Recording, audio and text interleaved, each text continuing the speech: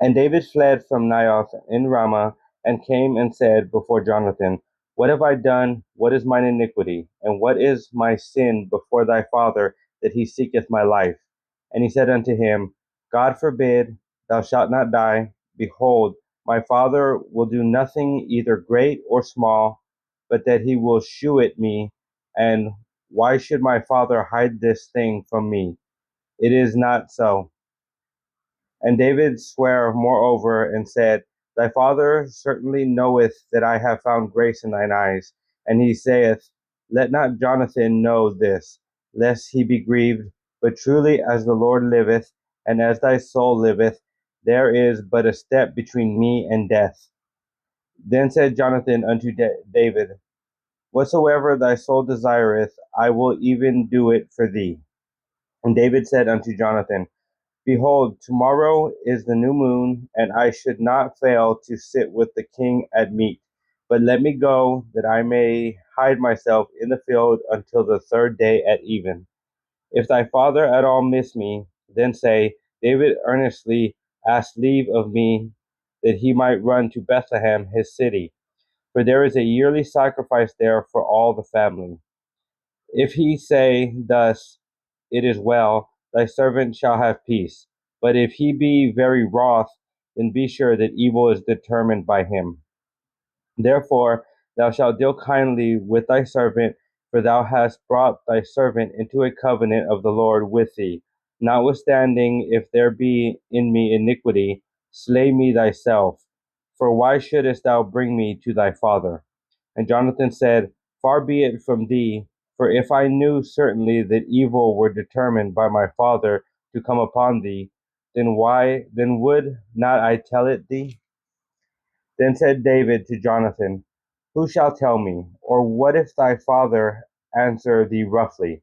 And Jonathan said unto David, Come and let us go out into the field.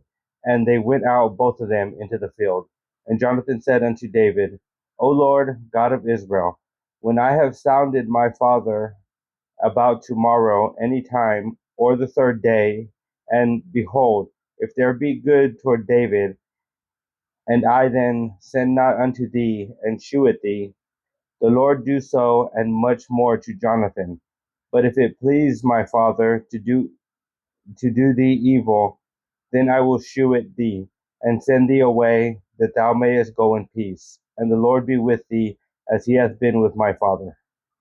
And thou shalt not only while yet I live shew me the kindness of the Lord, that I die not, but also thou shalt not cut off thy kindness from my house forever. No, not when the Lord hath cut off the enemies of David, every one from the face of the earth. So Jonathan made a covenant with the house of David, saying, Let the Lord even require it at the hand of David's enemies. And Jonathan caused David to swear again, because he loved him, for he loved him as he loved his own soul. Then Jonathan said to David, Tomorrow is the new moon, and thou shalt be missed, because thy seat will be empty.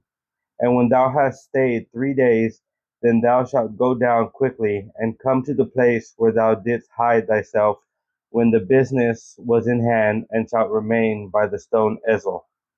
And I will shoot 3 arrows on the side thereof, as though I shot at a mark. And behold, I will send a lad, saying, Go find out the arrows. If I expressly say unto the lad, Behold, the arrows are on the side of thee, take them, then come thou, for there is peace to thee, and no hurt, as the Lord liveth. But if I say thus unto the young man, Behold, the arrows are beyond thee, go thy way, for the Lord hath sent thee away. And as touching the matter which thou and I have spoken of, behold, the Lord be between thee and me forever. So David hid himself in the field, and when the new moon was come, the king sat down to eat meat. And the king sat upon the seat, as at other times, even upon a seat by the wall. And Jonathan arose, and Abner sat by Saul's side, and David's place was empty. Nevertheless, Saul spake not anything that day, for he thought, Something hath been befallen him. He is not clean, surely he is not clean. And it came to pass on the morrow, which was the second day of the month, that David's place was empty. And Saul said unto Jonathan his son, Wherefore cometh not the son of Jesse to meet, neither yesterday nor today? And Jonathan answered Saul, David earnestly asked leave to me to go to Bethlehem. And he said, Let me go, I pray thee, for our family hath a sacrifice in the city, and my brother, he hath commanded me to be there. And now, if I have found favor in thine eyes, let me get away, I pray thee, and see my brethren. Therefore he cometh not unto the king's table. Then Saul's anger was kindled against Jonathan, and he said unto him, Thou son of the perverse, rebellious woman, do not I know that thou hast chosen the son of Jesse to thine own confusion, and unto the confusion of thy mother's nakedness? For as long as the son of Jesse liveth upon the ground, thou shalt not be established, nor thy kingdom. Wherefore now send and fetch him unto me, for he shall surely die. And Jonathan answered Saul his father, and said unto him, Wherefore shall he be slain? What hath he done? And Saul cast a javelin at him to smite him, whereby Jonathan knew it was determined of his father to slay David. So Jonathan arose from the table in fierce anger, and did eat no meat the second day of the month, for he was grieved for David, because his father had done him shame.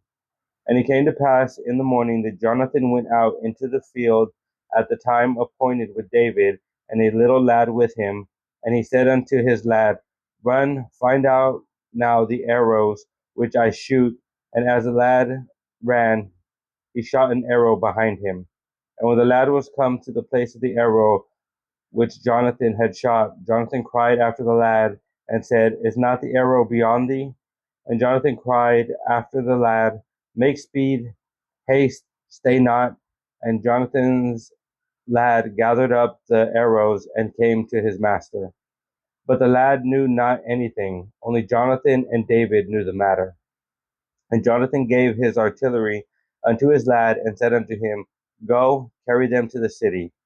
And as soon as the lad was gone, David arose out of a place toward the south, and fell on his face to the ground, and bowed himself 3 times. And they kissed one another, and wept one with another, until David exceeded. And Jonathan said to David, Go in peace, for as much as we have sworn, both of us, in the name of the Lord, saying, The Lord be between me and thee, and between my seed and thy seed forever. And he arose and departed, and Jonathan went into the city.